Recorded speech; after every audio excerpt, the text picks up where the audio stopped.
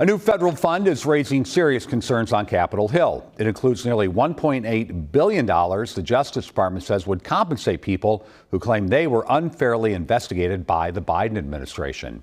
As Natalie Brand reports, top officials won't rule out the possibility of January 6 rioters dipping into that cash. Acting Attorney General Todd Blanche, testifying before the Senate Appropriations Committee, faced questions about a newly announced DOJ fund to compensate those who claim they were unfairly targeted by the previous administration. The nearly $1.8 billion so-called anti-weaponization fund is part of a settlement of President Trump's lawsuit against the IRS over the leak of his tax returns in 2020.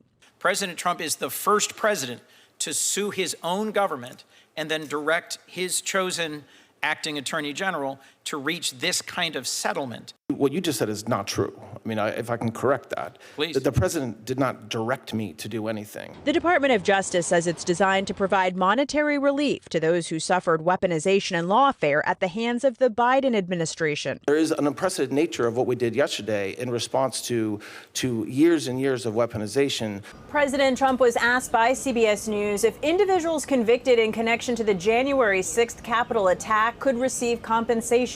I do believe there has to be compensation for people that were destroyed. You have families absolutely destroyed, and it's all going to be determined by a committee of 4 or 5 people that are respected and very brilliant at what they do. The money from the fund will be administered by a commission of 5 members appointed by the Attorney General, a role currently held by Todd Blanche, Trump's former personal attorney. He will make suggestions to you.